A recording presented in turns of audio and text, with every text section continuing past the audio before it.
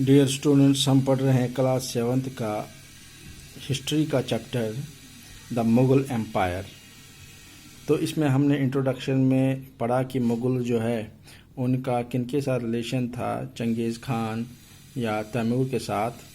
तो अब हम आगे पढ़ेंगे कि मुग़ल मिलिट्री कैंपेन्स कैसे थे। Babur the first Mughal emperor, Babur जो था फर्स्ट मुग़ल एम्परर था 1526 से लेकर 1530 तक। Succeed to the throne of Fargana in 1494 when he was only 12 years old। वो थ्रोन पर यानी कि उसको वहाँ का सुल्तान बनाया गया जब वो सिर्फ 12 साल का था। He was forced to leave his ancestral throne due to the invasion of another Mongol group। उसको अपना ancestral throne जो था वो छोड़ना पड़ा क्योंकि वहाँ पे एक और मंगोल ग्रुप का हमला हुआ था, the Uzbeks। After years of wandering he seized Kabul in 1504। तो बहुत देर तक यहाँ वहाँ भटकने के बाद 1504 में उसने काबुल पर कब्ज़ा कर लिया। In 1526 he defeat the sultan of Delhi. ये बड़ा इम्पोर्टेंट है, यहीं से शुरुआत होती है मुग़ल सल्तनत की इंडिया में।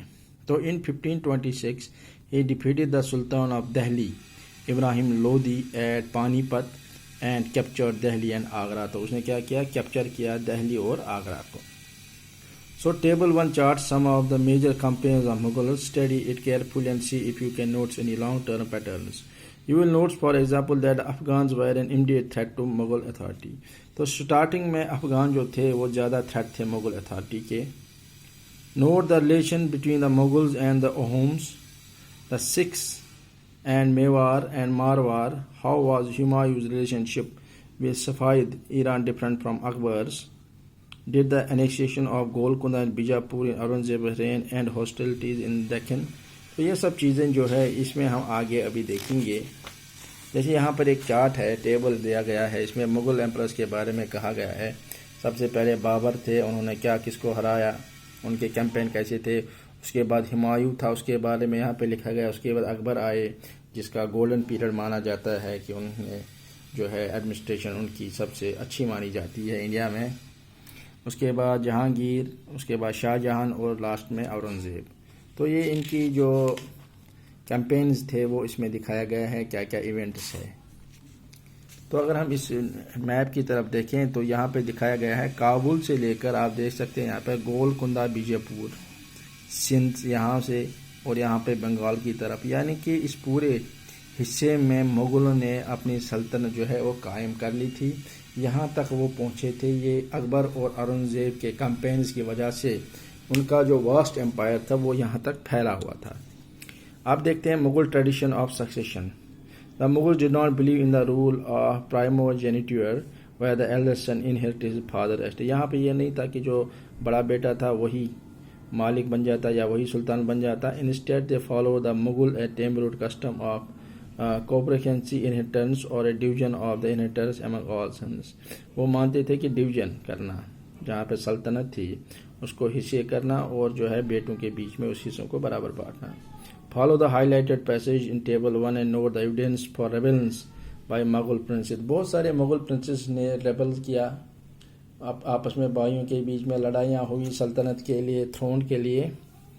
सो which do you think is a fairer division of inheritance, primogeniture और कोपरेंसी? क्या आप मानते हो कि क्या वरासत में जो बड़ा बेटा उसको मिलना चाहिए या जो डिवीजन होता है उस हिसाब से? Mughal relation with other rulers. अब मुग़ल रिलेशन की क्या थी दूसरे रूलरों के साथ? Take a look at table 1 once again. You will notes that the Mughal rulers campaign constantly against rulers who refuse accept the authority. तो इनका कैंपेन हमेशा लगा रहता था उनके खिलाफ जो उनकी अथॉरिटी को नहीं मानते हैं। ज़्यादातर इनका राजपूत के साथ लड़ाइयाँ होती थी। But as the Mughal became powerful many other rulers also join the voluntarily. The Rajput are a good example of this. Many of them married their daughters into Mughal family. तो बहुत सारे जो राजपूत थे उन्होंने अपनी बेटियों की शादी मुग़ल घरानों में कर दी एंड रिसीव्ड हाई पोजीशंस, और वहाँ पे उनको अच्छी पोजीशन मिली। But many resisted as well. लेकिन बहुतों ने खिलाफ वर्जी भी की थी, वो इनको नहीं मानते थे, मुग़ल उसको वो नहीं मानते थे। The Sisodia Rajputs of Mewar refuse to accept Mughal authority for a long time. उन्होंने इनकी अथॉरिटी को एक्सेप्ट नहीं किया। Once defeated however they were honourably treated by the Mughals. Given their lands watan back, इनको वापस दिया गया as assignments. The careful balance between defeating but not humiliating their opponent enable the Mughals to extend their influence over many kings and. तो इनका ये एक चीज़ था कि जंग में अगर कोई हार जाता तो उनको ये ह्यूमिलेट नहीं करते थे, बल्कि बाइज़्ज़त उनको या तो उनको वापस दे देते थे वो हिस्सा, उनका एरिया। तो इससे क्या उनका इन्फ्लुएंस जो है बढ़ने लगा। But it was difficult to keep this balance all the time, लेकिन ये मुश्किल होता था इस बैलेंस को मेंटेन करना। Look at table 1 again. Note that Aurangzeb insulted Shivaji when he came to extend Mughal authority. What was the consequence of this insult? अगर हम देखेंगे फिर से इस टेबल की तरफ नज़र डालेंगे तो औरंगज़ेब के ज़माने में जो था, औरंगज़ेब जो था उसने काफ़ी आर्मीज़ भेजी बहुत सारे एरियाज़ पर हुकूमत करने के लिए। जैसे campaign against Maratha, Shivaji was initially successful but Aurangzeb insulted Shivaji, उन्होंने उसकी इंसल्ट की हुआ इसके फ्रॉम आगरा, जो आगरा से भाग गया। डिक्लेयर्ड हिमसेल्फ इंडिपेंडेंट किंग, वो इंडिपेंडेंट किंग बना शिवाजी, और फिर अपनी पूरी ज़िंदगी जो है वो लड़ता रहा मुग़ल रूल के खिलाफ। तो आज हम यहाँ तक करेंगे, बाकी इसके आगे हम कल अपनी क्लास में।